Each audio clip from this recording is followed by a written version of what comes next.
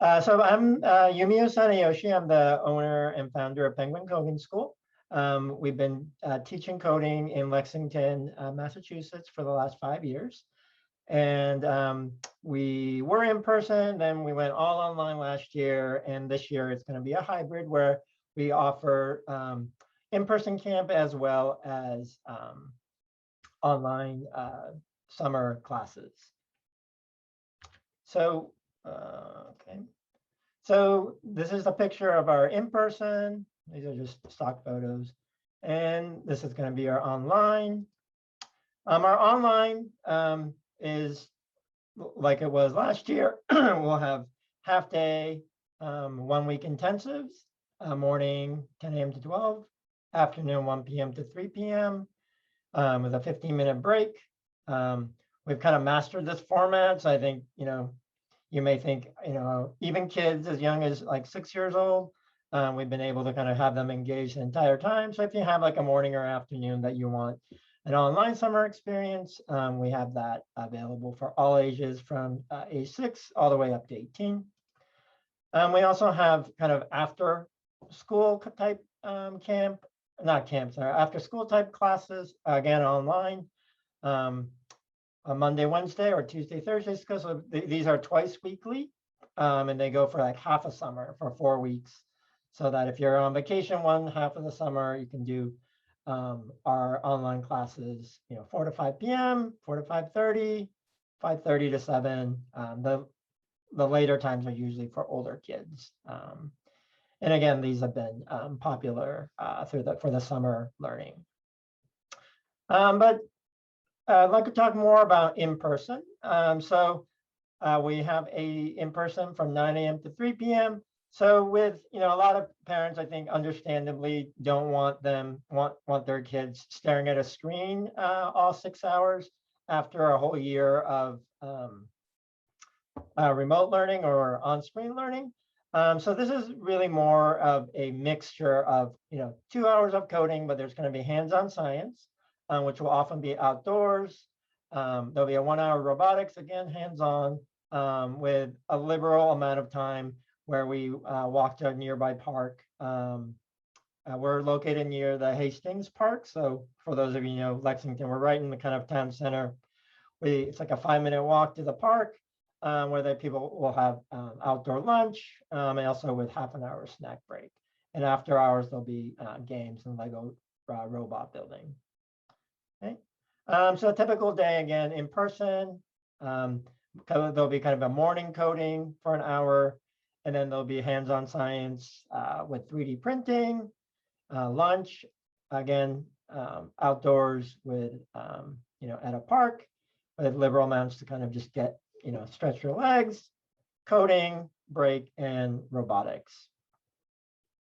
For languages, we have for age 6 to 9, Scratch and Minecraft. These are block-based coding. So for those of you who know, it's just they don't need to be able to type. They just have to be able to use a touchpad or a mouse.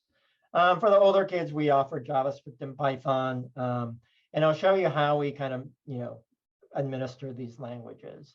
So essentially what happens is it's every other week. So it switches.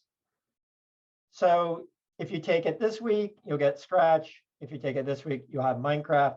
And so for some families who want like a 2-week, experience, they can take any consecutive or, as long as it's a different language, it'll be a different experience for them. And we also, all the outdoor activities and the hands-on science will also be different, every other week. Right, but you wouldn't want to take like 4 weeks. We're not designed to be taken like in a 4-week stretch. 2 weeks really probably is the maximum that you want to do. Same with JavaScript and Python. Okay. These are just some pictures we took of kids that came to our spring break camp. So you can see, we're not a giant facility. I mean, we were kind of in-person class size, but we do have nice, big windows. And so the class size is also very small. Basically, every cohort of each of these groups are limited to 4 students.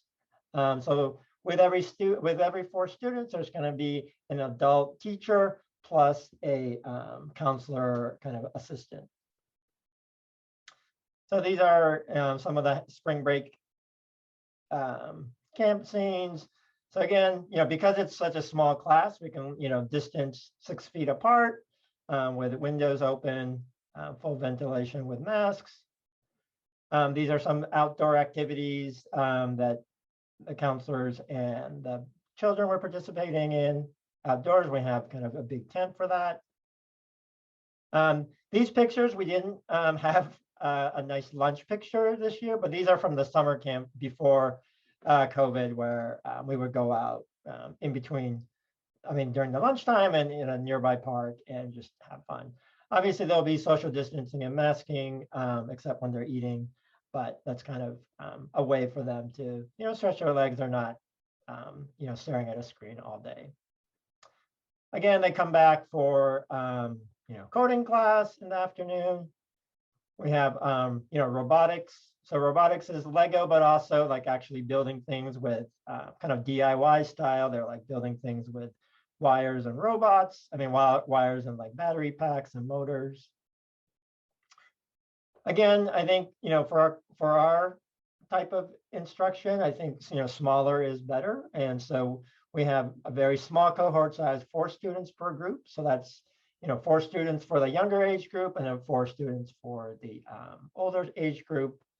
Daily health check, masking, and social distance, 6 feet indoors, 3 feet outdoors. That's our cost, but you'll find all of that in our website. So I'll just show you, you'll see our website. We'll go into details that you can find out. Okay, that's it for me. Any questions? I'll keep at the cost pace since I kind of rushed through that.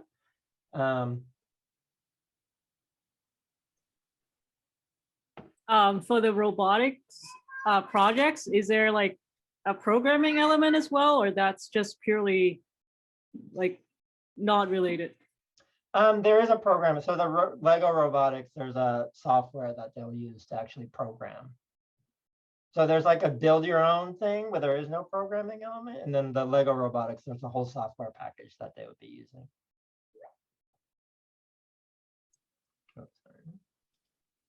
Thank you. So I have a question about the Python and the JavaScript. So what will be the kind of typical project deliverable? Would be that a website, or is that something animation or? Yeah, so it's very similar to our regular class, but so with JavaScript, so in Python, the difference for those of you is the Python is a little bit more academic, at least the way we teach it. JavaScript is more project oriented.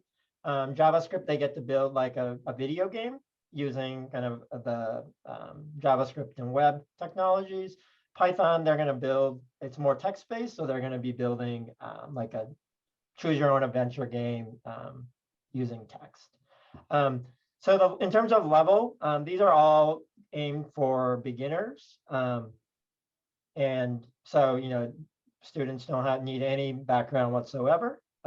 We are usually able to accommodate students with some background because of our project-based approach. Even if they have some background, they quickly learn a lot of things that they didn't know before.